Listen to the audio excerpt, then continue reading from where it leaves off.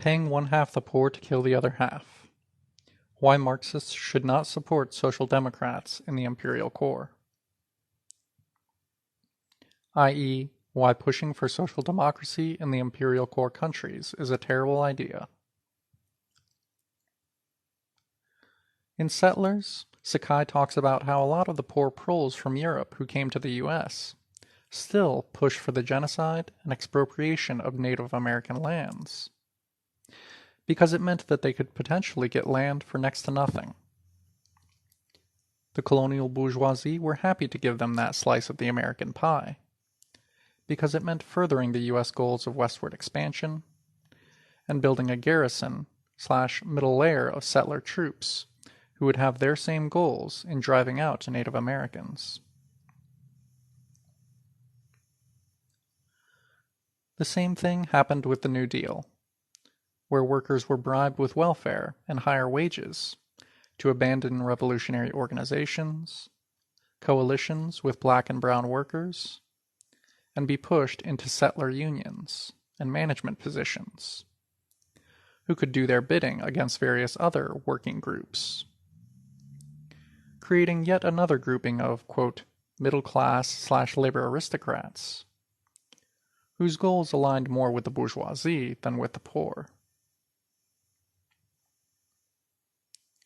This new New Deal Sanders is proposing is the same idea, that workers in the imperial core will accept a new round of welfare policies.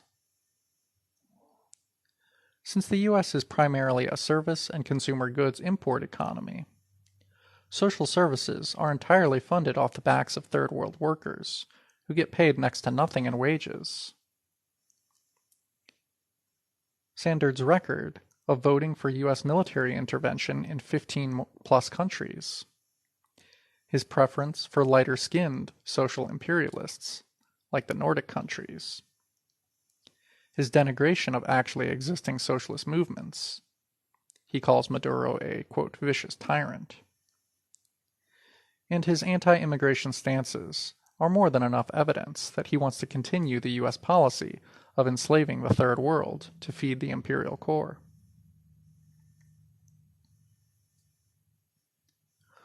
All of these are instances of one half of the poor being bribed into killing the other half.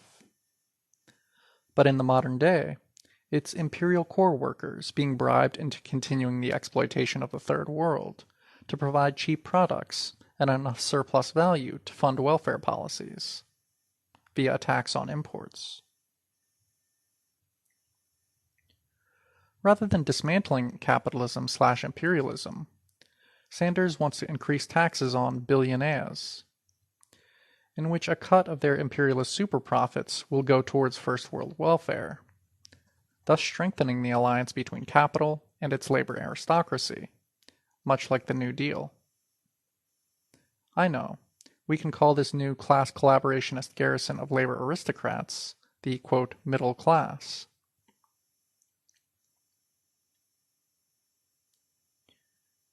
In fact, many forward-thinking capitalists are openly in support of this project.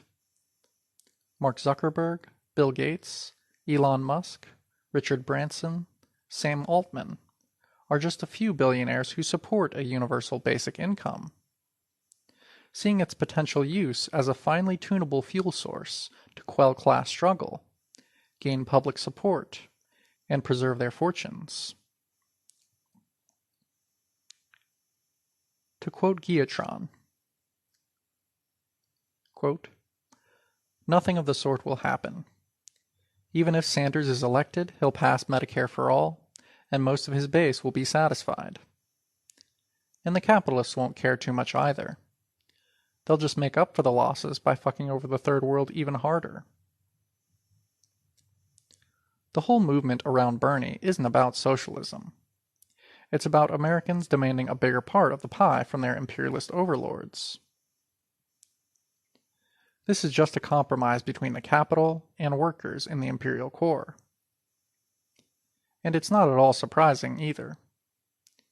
Americans are already provided much more than their counterparts in the developing world. End quote.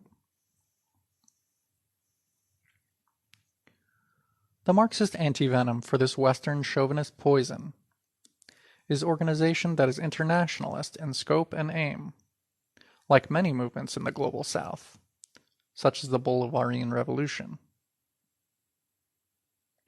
Workers in the Imperial Corps must continue to refuse these new deals, these bribes to preserve the U.S. empire and Western colonialism. Keep supporting actually existing socialist movements. Advocate for the defeat of the U.S. empire.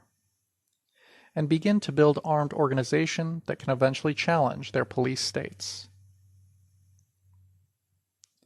End of original post. Question. From Q of Pancakes. Sorry, I'm still learning, so I'd like to understand better, please.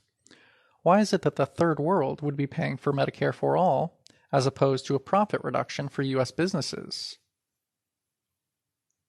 Answer. The short answer, U.S. capitalists would never give up their own consumption, or their surplus value without an all-out war. Social services could then only come from an increase in profits over a given period of time. And in the age of imperialism, increased profits can only come from the Third World, where goods are actually produced now due to low wages. Longer answer describing imperialism and late capitalism. The world is already a globalized production system controlled by transnational finance capital. From their bases of power in the imperial core, they direct and control world production. And almost all of the world's consumer goods are produced by the Global South, because the largest share of surplus value extraction, what we call super profits, occurs where wages are the lowest. I randomly Googled Abercrombie & Fitch to see where they produce their clothes. You can see a list of all their plants on their website. You can pay a worker a pittance per hour, let's say $5, including material costs and wages for a shirt. Ship it back to the Imperial Core, sell it for $60, and make a $55 or 91% profit. This is how the world already works, how the suffering and exploitation of poor people in the Global South is used to fuel the lifestyles and consumption of those in the Imperial Core, the bought-off, bribed labor aristocracy, who have a stake in maintaining the status quo of economic imperialism. Privatization is the mechanism by which welfare is taken away, but there are only two methods which can bring it back: an increase in economic imperialism and class collaboration, i.e. Sanders and the New Deal, or proletarian revolution. End of question.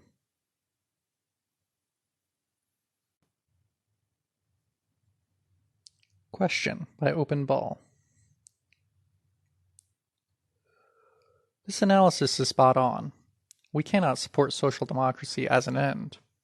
However, what do we do about the fact that the material conditions for the poor and working class in the U.S. are nonetheless still really shitty? How do we simultaneously work on dismantling the U.S. imperial project and create better conditions of life in the U.S. right now?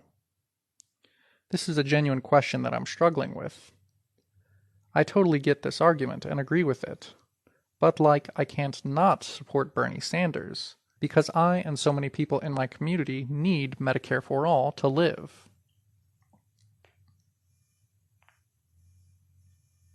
Answer.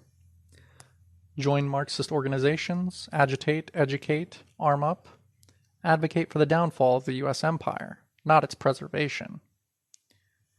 Even as a harm minimization strategy, organization in practice has done a lot more for workers than the dead end of voting inside a bourgeois democracy / capitalist dictatorship.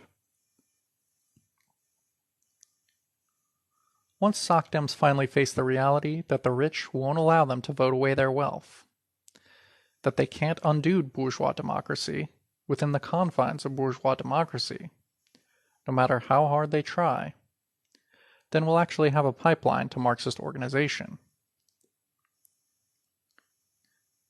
People are looking for disciplined, stable alternatives to the shit show of modern capitalism and its reality TV show politics. Vanguard parties always have and continue to be the vehicle that can bring about socialism. There haven't been any successful revolutions in the imperial core yet, but the ones that got the furthest, such as the Black Panthers, were brutally crushed because of the threat they presented.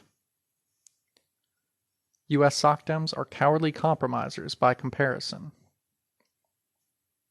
End of answer.